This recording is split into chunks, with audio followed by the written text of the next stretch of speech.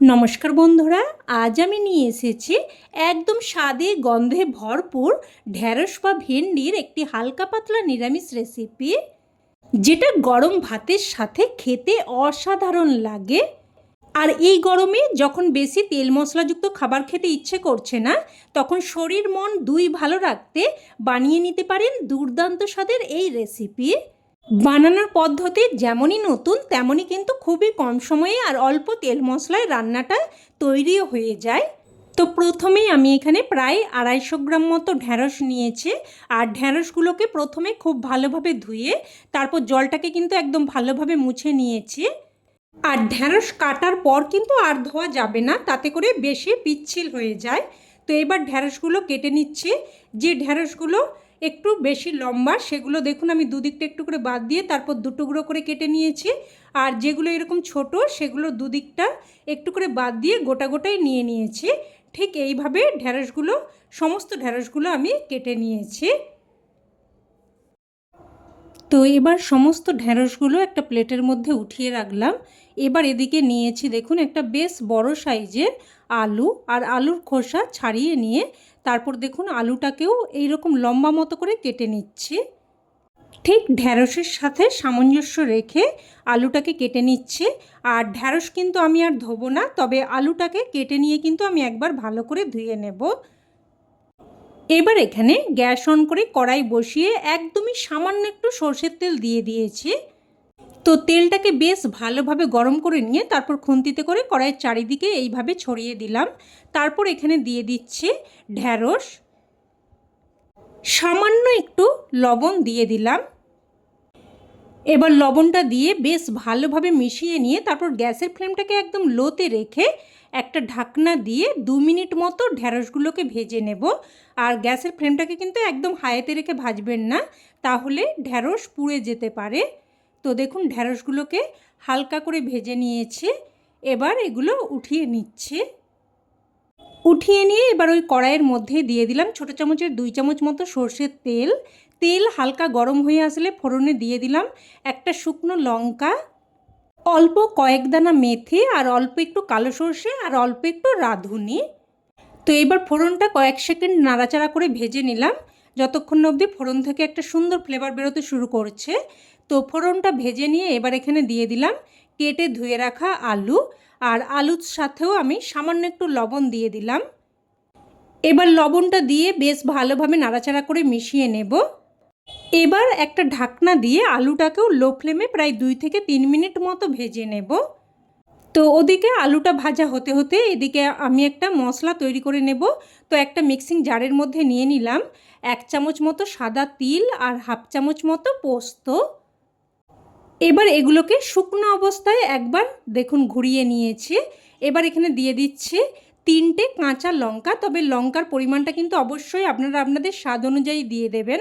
আর এখানে আমি যেহেতু লঙ্কাটা একটু কম ঝাল তাই আমি 3টে দিয়েছি, তো আপনারা আপনাদের স্বাদ অনুযায়ী দিয়ে দেবেন। তবে খুব বেশি ঝাল কিন্তু এই রান্নাতে ভালো লাগবে না। তো এবার দেখুন অল্প একটু জল দিয়ে আমি একটা মিহি পেস্ট বানিয়ে নিয়েছি। এবার এটাকে এক সাইডে রেখে দিয়ে এদিকে দেখুন প্রায় 2-3 মিনিট মতো ঢাকনা দিয়ে আলুটাকে বেশ হালকা করে ভেজে নিয়েছি। তো একটু নাড়াচাড়া করে নিয়ে এবার এখানে তৈরি করে রাখা মশলার পেস্ট দিয়ে দিচ্ছি। মিক্সিং জারটা ধুয়ে অল্প একটু জলও দিয়ে দেব। এবার দিয়ে দিচ্ছি স্বাদ অনুযায়ী লবণ, আর সমস্ত তরকারির লবণটা আমি এই পর্যায়ে দিয়ে দিয়েছি। আর দিয়ে দিলাম অল্প একটু কাশ্মীরি লঙ্কার গুঁড়ো, তবে এই রান্নাতে কিন্তু কোনো রকম হলুদ গুঁড়ো পড়বে না। আর আমি এখানে কাশ্মীরি লঙ্কার গুঁড়োটা কিন্তু শুধুমাত্র একটা সুন্দর কালার আসার জন্য দিলাম। আপনারা চাইলে কাশ্মীরি লঙ্কার গুঁড়োটা বাদ দিয়েও কিন্তু রান্নাটা করতে পারেন। এবার একটা ঢাকনা দিয়ে 2 মিনিট মতো রান্না করে নিলাম। তো 2 মিনিট পর ঢাকনা তুলে নিয়ে এবার এখানে দিয়ে দিলাম ভেজে রাখা ঢ্যাঁড়স। এবার সব কিছু বেশ ভালোভাবে মিশিয়ে নেব। মিশিয়ে নিয়ে আবারও একটা ঢাকনা দিয়ে দিয়ে মশলাটাকে ঢ্যাঁড়স আর আলুর সাথে প্রায় 2 থেকে 3 মিনিট মতো কষিয়ে নেব। আর এইভাবে অল্প আঁচে ঢাকনা দিয়ে দিয়ে রান্না করলে রান্নার স্বাদ ও পুষ্টিগুণ দুই কিন্তু বজায় থাকে। তো ঢাকনা দিয়ে প্রায় 2-3 মিনিট মতো মশলাটাকে দেখুন সুন্দরভাবে কষিয়ে নিয়েছি। এবার এখানে দিয়ে দিচ্ছি 1 বাটি মতো গরম জল, অবশ্যই গরম জলটাই ব্যবহার করার চেষ্টা করবেন, তাতে করে রান্নার স্বাদ বজায় থাকবে। তো সব কিছু ভালোভাবে মিশিয়ে নিয়ে এবার ঝোলটাকে ফুটতে দেব। ফুটে আসলে এবার গ্যাসের ফ্লেমটাকে মিডিয়ামে করে একটা ঢাকনা দিয়ে প্রায় 4 থেকে 5 মিনিট মতো রান্না করে নেব। আর এই সময় আমি একটা স্পেশাল মশলা তৈরি করে নেব। তো অন্যদিকের গ্যাস ওভেনে একটা তড়কা প্যান বসিয়ে এখানে দিয়ে দিলাম 1/2 চামচ মৌরি আর 1/2 চামচ রাঁধুনি। এবার লো ফ্লেমে অনবরত নাড়াচাড়া করে রাঁধুনি আর মৌরিটাকে দেখুন হালকা করে ভেজে নেব। মোটামুটি একটুক্ষণ নাড়াচাড়া করলেই দেখবেন একটা সুন্দর ফ্লেভার বেরোতে শুরু করবে আর মশলাগুলো এরকম চিটপিট করে ফুটতে শুরু করবে। আর ততক্ষণ অবধিই কিন্তু ভেজে নিতে হবে, খুব বেশিক্ষণ ভাজতে যাবেন না, তাতে করে মশলা পুড়ে ফ্লেভার নষ্ট হয়ে যেতে পারে। তো মশলাটাকে নামিয়ে নিয়েছি। এবার দেখুন মশলাটাকে আমি কিন্তু গুঁড়ো করে নিয়েছি। এবার এদিকে মিডিয়াম ফ্লেমে প্রায় 4 থেকে 5 মিনিট মতো রান্না করে নিয়েছি। আর দেখে নেব আলু ভালোভাবে সেদ্ধ হয়েছে কিনা। তো দেখুন আলু কিন্তু সুন্দরভাবে সেদ্ধ হয়ে গেছে। আর ঢেঁড়স সেদ্ধ হতে কিন্তু একদমই সময় লাগে না।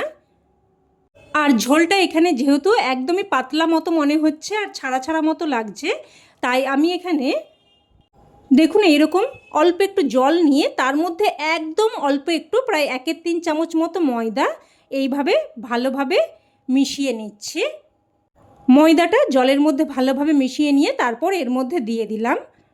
এতে করে কি হবে, তরকারিটা ছাড়া ছাড়া মতো মনে হবে না, বেশ একটু ঘন লাগবে। তো ময়দার মিশ্রণটা ভালোভাবে মিশিয়ে নিয়ে তারপর এখানে দেখুন ভাজা মশলার গুঁড়োটা দিয়ে দিচ্ছি। আর এই ভাজা মশলা কিন্তু এই রান্নার স্বাদে একদম অন্য মাত্রা এনে দেবে। আর এই গরমে অবশ্যই এইভাবে একবার এই রান্নাটা বানিয়ে দেখবেন, খেতে কিন্তু দুর্দান্ত লাগে। এবার এখানে দিয়ে দিচ্ছি অল্প একটু চিনি, আর অবশ্যই কিন্তু একটু মিষ্টি দিয়ে দেবেন, যেহেতু নিরামিষ রেসিপি। একটু মিষ্টি দিয়ে দিলে স্বাদটা সুন্দরভাবে ব্যালেন্স হবে আর খেতেও কিন্তু খুবই ভালো লাগবে। তো চিনিটা দিয়ে ভালোভাবে মিশিয়ে নিয়ে এবার জাস্ট 2 মিনিট মতো আমি রান্না করে নেব। তো জাস্ট 2 মিনিট মতো রান্না করে নিয়ে এবার এখানে দিয়ে দিচ্ছি সবশেষে 1 চামচ মতো ঘি। ঘিটা দিয়ে ভালোভাবে মিশিয়ে নেব। ভালোভাবে মিশিয়ে নিয়ে এবার গ্যাসের ফ্লেম বন্ধ করে একটা ঢাকনা দিয়ে স্ট্যান্ডিং টাইমে রেখে দিলেই রান্না কিন্তু একদম তৈরি।